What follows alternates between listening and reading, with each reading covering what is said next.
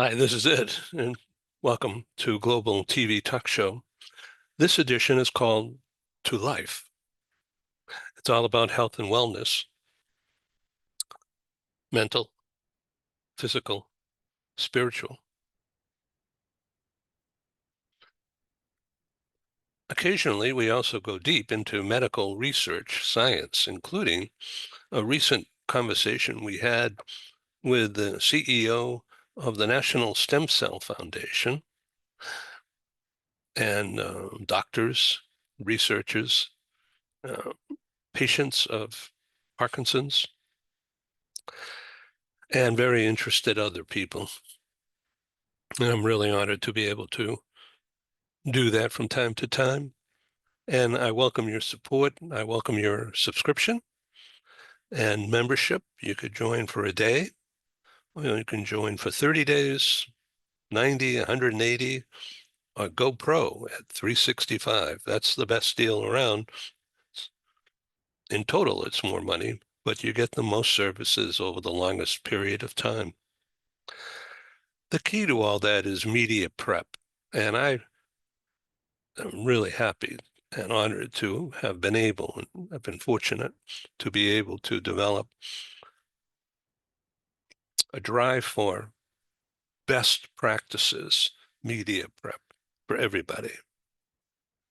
You don't have to be a member. You don't have to register. We're going to give you media tips. And of course, it's up to you to follow through. But we're going to give you the media tips and coaching on voice, pacing, appearance, being camera ready and not being afraid of this little green light. Make it your friend. What does that mean? It means using it to talk about yourself, not from a bragging point of view, but talk about your professional brand and its culture and the good it does for people.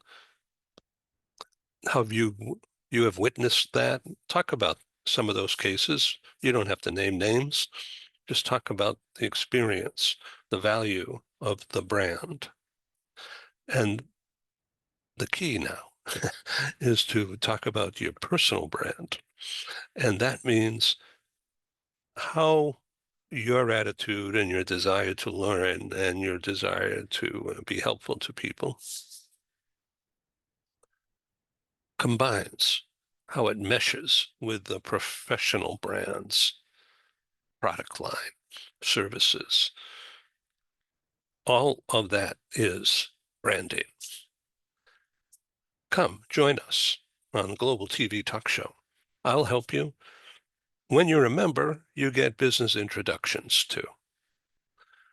I believe in having a psychologically safe environment. In other words, no risk for you.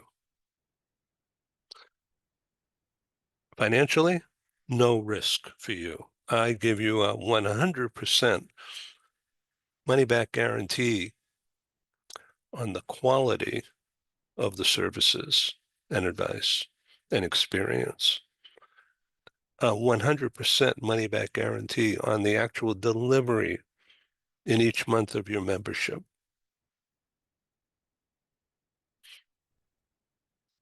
No risk.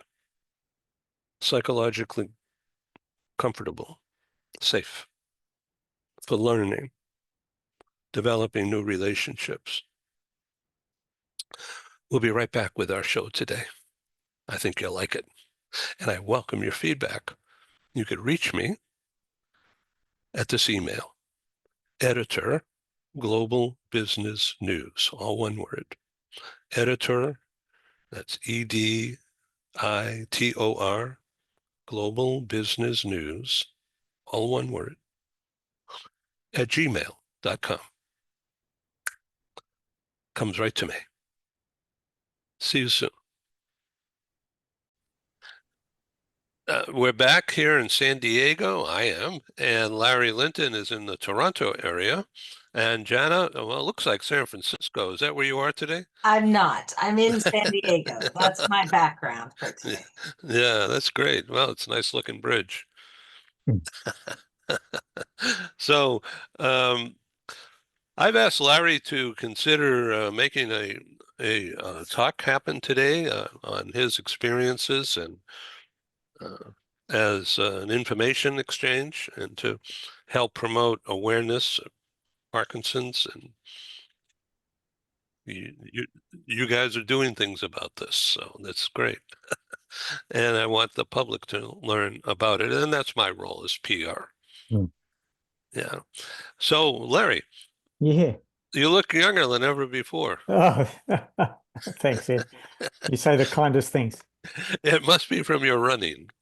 Well, cycling, doing a lot of Oh, cycling, cycling. I completed a grueling ride a couple of weeks ago, and it really took all my fortitude and my experience to complete it. And I read that article that you posted. yeah, just a short article. I have no doubt that the years of my exercise pre-diagnosis has stood me in good stead in terms of dealing with the physical symptoms of Parkinson's.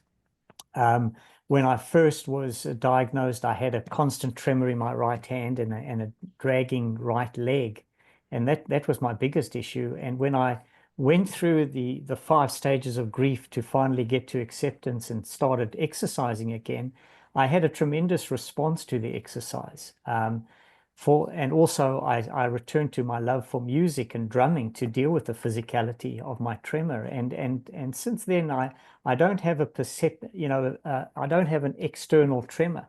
I do from time to time have it's still the dragging right leg, but I live with it with a stronger mindset, and I think that's my biggest lesson that I've taught myself in my 13-year-old journey with Parkinson's is how we adapt to the mental issue of having something like Parkinson's. And I think when you get to that acceptance stage, you can start living with a full life with compromises. Because in the early years, I also looked at my journey with Parkinson's differently. I always thought that I could outrun it or out-train it or out-diet it.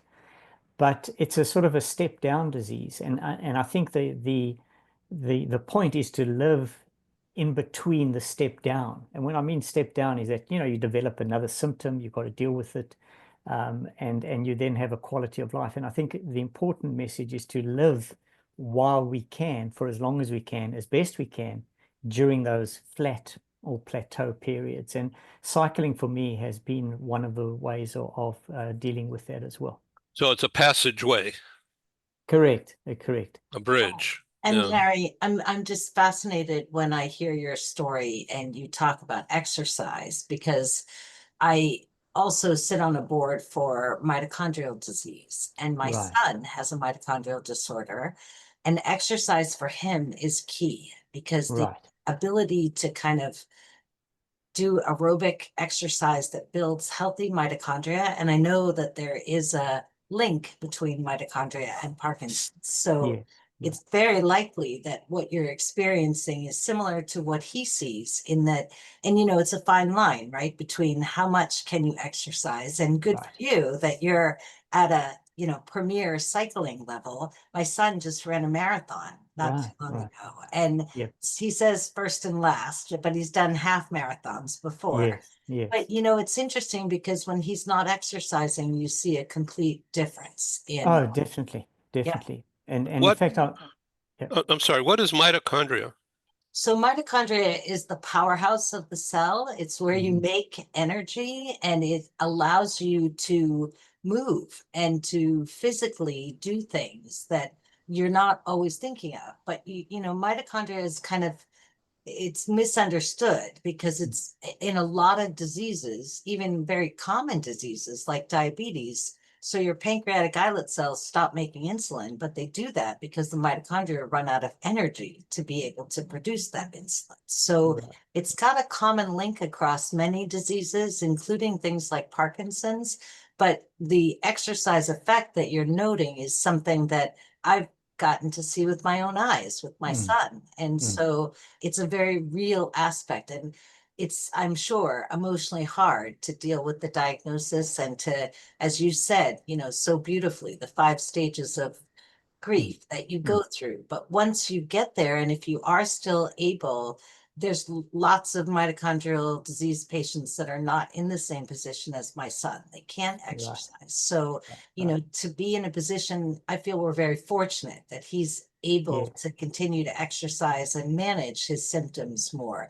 But he had the same droopy face, dragging leg, you know, the whole, so everything that you're describing. And when he stops, he played soccer all through school, and he now works out at the gym and runs. And but if he doesn't stay active, you definitely see a difference. Oh, definitely. When I stop exercising, the symptoms come roaring to the forefront, and then within a few days of picking it up again, I have a sort of a reversal, or a rebalance.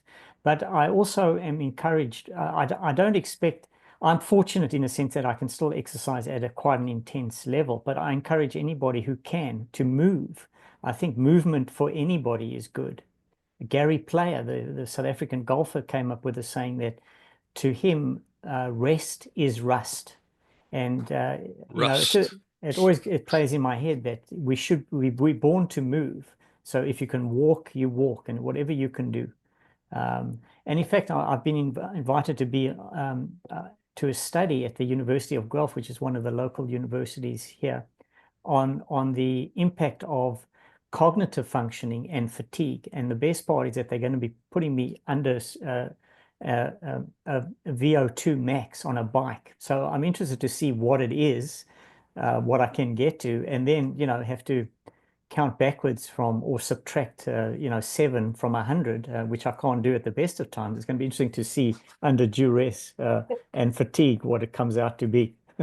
Let me ask you a question, Larry, and I don't mean anything by this other than the straight words. To what extent are you using, or do you imagine, if you're not using, the impact of prayer? Doesn't matter what religion, just prayer to help you get across a gulf. Yeah, I've often thought about that, and people have asked me. I don't profess to be very religious, but I do think that I was given this for some reason, because I think I found my true purpose through this journey. You know, before, and I've known you a long time, Ed. We met when I was, climbing the corporate ladder years before my diagnosis. But I think I became certainly a better person, but I think a better leader and an empathetic leader with Parkinson's. And it made me become, I think, more genuine and more authentic. Because I went through that whole dilemma of should I disclose, shouldn't I disclose? And there were years in my corporate life where I was hiding what I was doing, and that in itself became exhausting. I came up with the same excuses. But, when I finally did disclose, obviously I disclosed first to my family, but when I disclosed to my team, there was a tremendous sense of relief, both from their side and my side, because they knew something was up. They always know, and they just play along with you. And I just got very tired of telling them the same excuses. Too much coffee was to blame for my tremor at the time when I had it, or overtraining. So I don't know about being religious, but certainly purpose, whatever that came, has sat with me, and I like the person I've become with Parkinson's. So I bring that up because in our bathroom we have this poem or writing hanging there for more than 28 years now. We've been together, and it's been there every day. And it's the 12-step prayer. Control what you can, and accept what you can't, that kind of thing. Right. And neither of us are, that we know of, alcoholics. We certainly like wine, but but that has worked wonders for me. And just when I'm concerned about lack of cash flow, or making a mental error, and then now it's having to correct it, and that kind of. Yeah. So I was wondering that kind of belief, that kind of systematic Yeah, I definitely like that thinking first about one. it. Yeah, control what you can and don't worry about what you can't control. And I think that's really life with Parkinson's, because we've got to live with what we can do. I used to beat myself up about what I could no longer do. But through those grieving processes, I came to the realization that it's about what I can continue doing. And it helped me reconstitute myself mentally, obviously, but also allowed me to adopt the same attitude when I went back into the job market, because I extracted myself in when my executive function was compromised through my condition, took some time away, but then re-entered the market. And what I did is I recast my job description by literally writing down what I could continue doing and wasn't focusing on what I couldn't do, and found a job and an employer who has supported me through that process. So it pervades my whole life with that first saying, what you can control, because don't worry about what you can control, because you can control it. Yeah. So I wanted Mark to join us, Mark Colo, but Yes. he's got other obligations this morning, Okay. so he won't be with us. Right. Jana, what are you spending your days doing these days? So we are still working on our missions to the International Space Station, and also looking at some of the new commercial platforms and capabilities that are coming online. It's an exciting time in space. I think, as you know from the last time that the team presented, we have 3 missions to the International Space Station coming up, where we will be looking at Parkinson's, Alzheimer's, MS as well. So neurodegenerative disease in a microgravity environment, to see what we can find about the process that causes that disease in terms of neuroinflammation and any potential novel approaches to therapies. So we're going to do in our first mission to the ISS under the NASA funding that we've received. The first mission will be looking at how do we just send sort of combined organoids, so many patient lines in one organoid, so that we can get a broader look at a population as opposed to single cell lines. And then we're going to move on to drug challenge, where we're going to start looking at some of the drugs that are either novel or repurposed drugs that could be used, and see if we can, in that accelerated environment where we see more maturation of those mini brains, if you will, in microgravity, if they respond well to therapeutic challenge, then that's a cue for us that those are drugs that we should look at more closely here and put into maybe clinical trials, right? A lot of the areas that have been studied fail because there aren't good models to be able to really define what the disease state is in a human. Lots of rodents have been cured from lots of diseases, but people are a little bit different. So having these human induced pluripotent stem cells, so made from the patient's own cells of patients that are affected with these diseases, and sending them to that unique environment in microgravity, really gives us an accelerated way to look at how we understand the disease and how we may treat it. And from the perspective of the space industry, so with barring the government shutdown, which is affecting everyone right now, there's a lot of activity on the commercial side, with not just platforms like commercial space stations that we've talked about previously as well, but there's also a lot of launch and reentry capability that is coming up, which means that having access to that environment is going to be hopefully more cost effective and more rapid. So it gives us a chance to accelerate that work that we're doing. Right now, it's a little hard to get to the ISS. It takes several months, sometimes years, to be able to conduct 2 or 3 experiments on the International Space Station. But you saw yesterday, Starship just launched Starship 11, and we're all cheering that on because that's a massive vehicle. I mean, it's got more cargo space than anything that we could ever have imagined could launch from Earth here. But it also is scheduled to launch every week. And so when we start thinking about that cadence picking up in terms of launch capability, and then the reentry capabilities that are coming on board. For us in the space industry, we're super excited because we see this as an opportunity. It's like, imagine if you went to the airport and they said you could only fly from San Diego to Boston, and there were 2 flights a week that you could go. Versus today, when you look at the schedule, there's 3 different airlines and there's multiple options for times, and you pick your time and your airline and you get there when you want to. Space is shaping up to look very much like that industry. It's not there yet, but we are closer than we've ever been. And when we have things like Starship 11 yesterday, which was just beautiful, if you didn't see it, I highly recommend that you go back and take a look.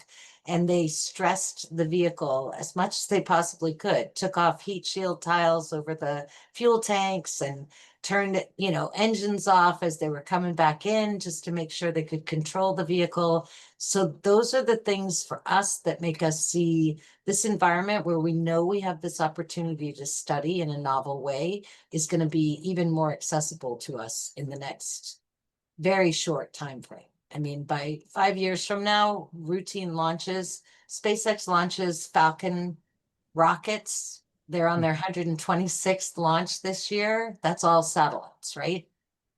Eventually, we'll have payloads for things like the research that we're doing for Parkinson's and MS that will be going up just like those satellites. So it's exciting to think that we can accelerate the opportunities to learn in that environment. That's amazing. Amazing, absolutely amazing. Let me ask you a question, both of you, about cognitive decline.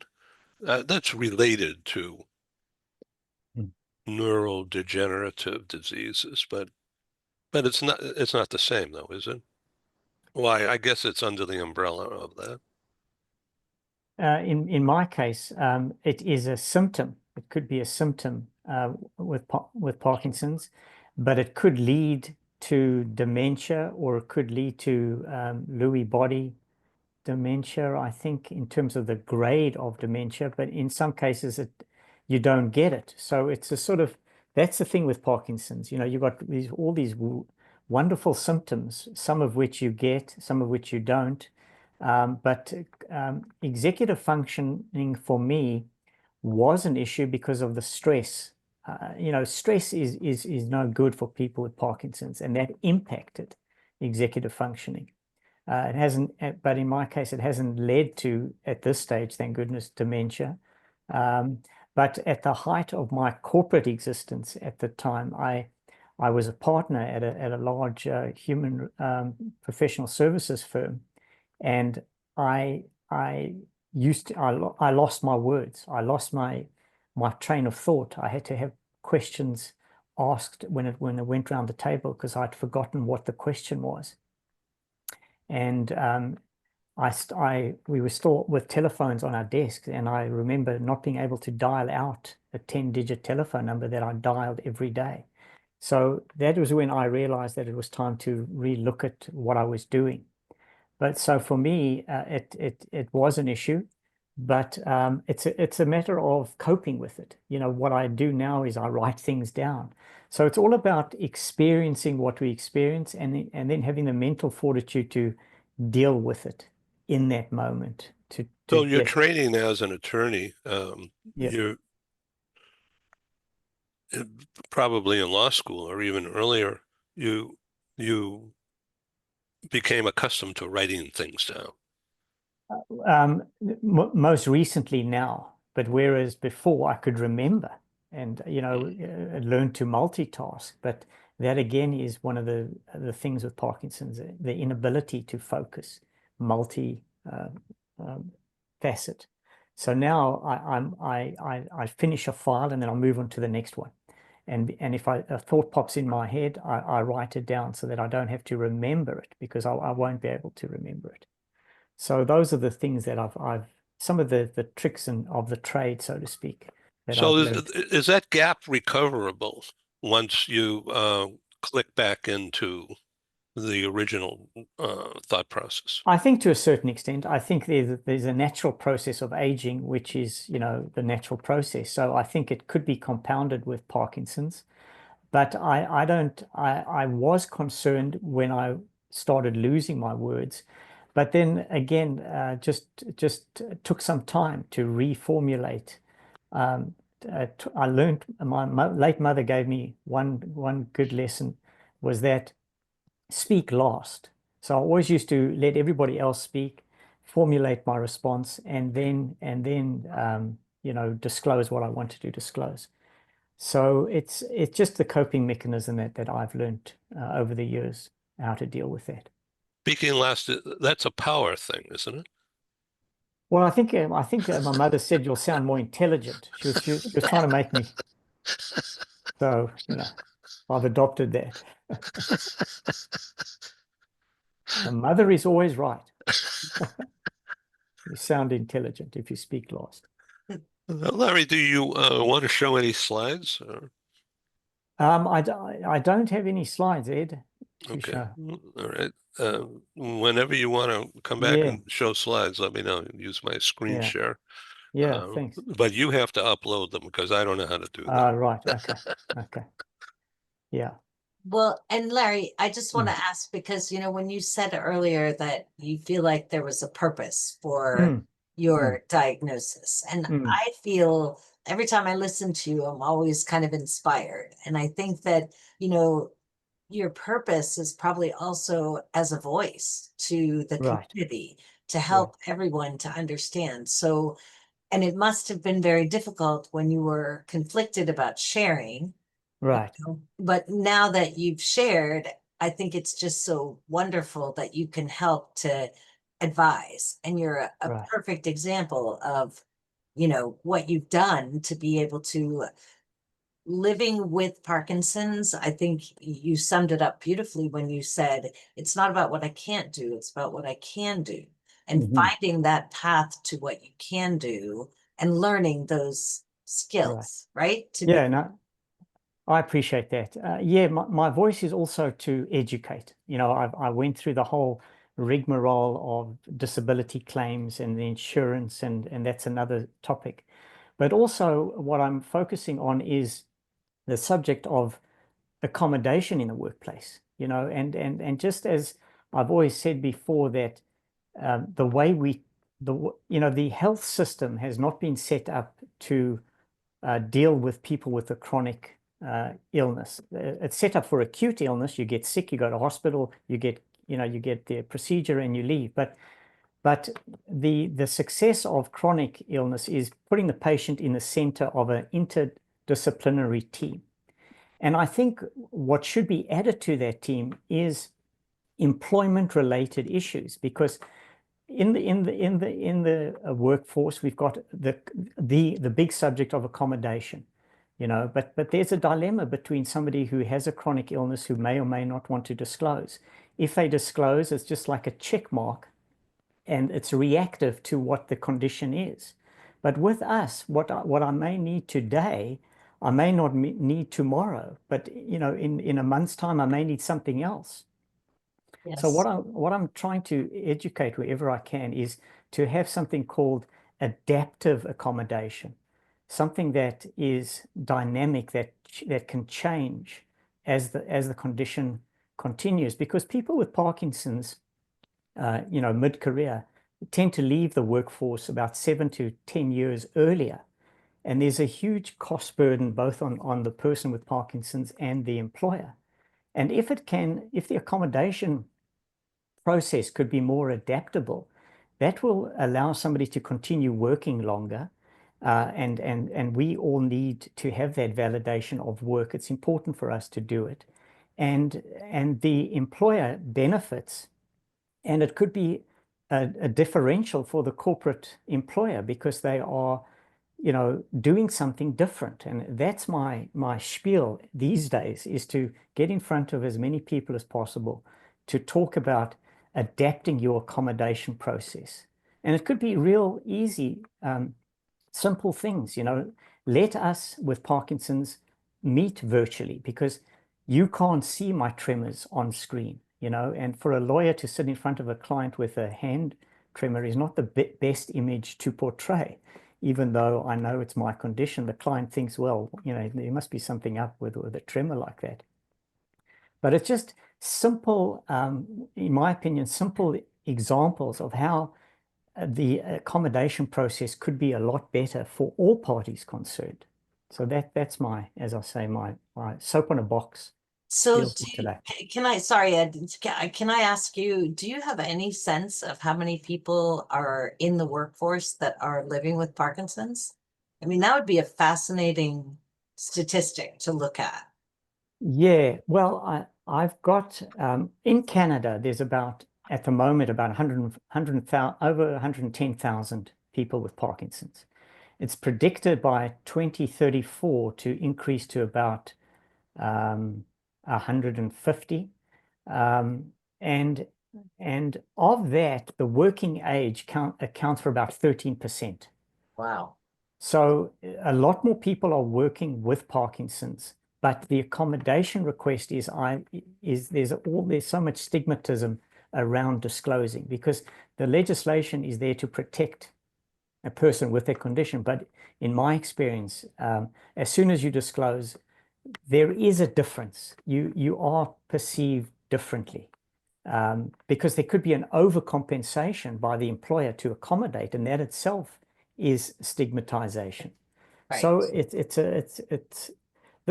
and the prevalence and incidence of Parkinson's is increasing. So this topic will have to be had for a long period of time. And I just, whenever I can, just try and spread the word about adaptation. Well, and I think that it's important for people that are living with Parkinson's that are still of working age to see that there are people that are still in the workforce, right? Yeah, And absolutely. And I don't know that, there's some very famous cases of astronauts who have flown to space after a diagnosis of Parkinson's. And Right, so, right. that sense that you can still be very productive in a work environment. And sure, I understand the stigma and it's not very dissimilar to as a woman. I remember when I was, my twins are 26 now, but when I first was pregnant, I didn't want to tell anyone I was pregnant Right, because right, I just knew I would be looked at differently, right? right, So right. I think it's across the board that we as a society need to look at how we integrate, because people are living longer and conditions Right. like Parkinson's and other neurodegenerative diseases are so much more prevalent that Right. we have to take that stigma away Right. and allow everyone to see that it's just like in spaceflight. ESA just picked the first class of astronauts with disabilities because they Right. want people to believe that everything is possible. And I think Yeah. that's an important message that I understand not wanting to share because Right. the stigma that comes along with it, but we'll never break the barriers if we don't Correct. talk about it openly Right. and accommodate in a way that, as you say, isn't overcompensating, but Right. allows that person to function and provide. You obviously have a lot to still give in terms of your career, and why wouldn't you be a perfect person, especially when you're talking to people with Parkinson's and disability insurance claims and things like Right. that, and how to manage the system. No one could know that better than someone who's living with it. Right. Yeah. Yeah. Yeah. No, that's appreciate that. Yeah. Yeah. I really appreciate you guys talking about this. And so I have a younger brother, Dave, who's been on the show a couple of times. He has Parkinson's. Mm. And my better half, Joanne, is in early stage, well, not so early anymore, of cognitive decline. And it runs in the family. Her mom had a bad case of it. So I'm learning how to cope with that. Mm. Yeah, and I think that's Not an easy. important point. It's not Yeah. easy. Care Mhm. partner, care provider is somebody who shoulders the burden as well, and there should be programs set up for assistance there as well. It's my, it's, I can't get angry and I have to stop myself. And Right. Yeah. Yeah. Well, and related to what you're saying and what the topic we were just discussing about remaining in the workforce, cognitive decline. I mean, there's all kinds of studies that show social isolation, lack of exercise, right? They all contribute to cognitive decline. So keeping people active and involved and engaged, I think, is a very important piece of helping to manage those symptoms. I don't think there's anything we can do to reverse it, but we can manage it in a way that, and I think often when people first start to realize that they may have some cognitive decline, they withdraw more, which is problematic, right? Because they need to really start to think about how they can do the exact opposite. Instead of withdrawing, engaging. And that engagement, it takes a special person, someone like you, Larry, who's willing to say, I'm going to accept this challenge head on, and I'm going to figure out I'm going to manage it. I'm not going to let it manage me. Mm. So Joanna and I go for walks every day, Good. and she uses pedometer on her phone, and yesterday was 12,000 steps. Mm. Okay, and now she's urging me to get off this phone and go for a walk with her. So I can't say I'm too busy. Good. I got to do it. It's important. So I'd like to end this soon, so the audience doesn't quit before we do.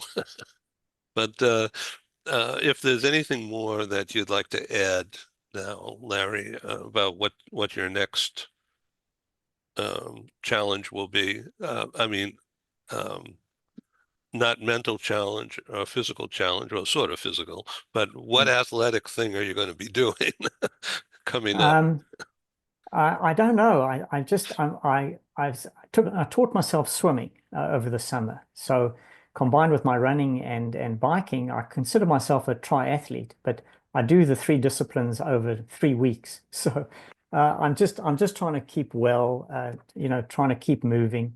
I can't say that every day is golden, but on the bad days, I give myself a break and I reset and take the opportunity. If I'm stiff and sore, I miss a day, but I don't go more than that. But it's my 62nd birthday on Thursday. So it's reaching a point where I wake up alive, that's a good day. And so I continue to do what I can. And I appreciate the opportunity, Ed and Jen. It's always good to speak to you. Um, I just try and do the best I can under the circumstances, and for me, it seems to be working. So I appreciate the time. And I appreciate this because this makes for good TV. And so this method of communicating, we'll call it influence chat. I don't know Mm, what else to call it.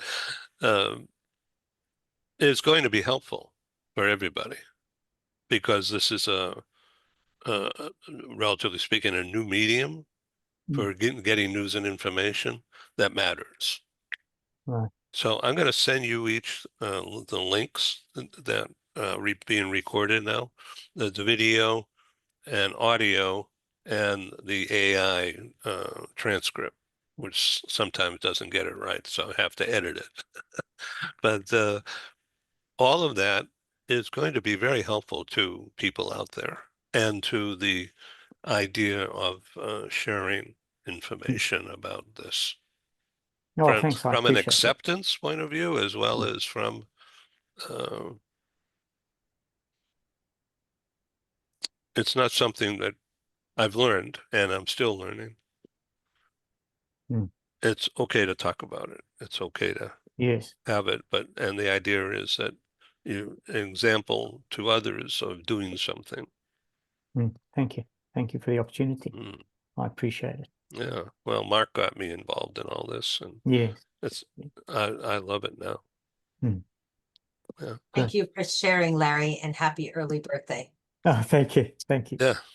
All right. Cheers. Please come back. Cheers. We'll do it again. Yeah. Be well. Look after Thanks. yourselves. Thanks, Jana. Bye. Bye bye. Bye-bye. Thank you.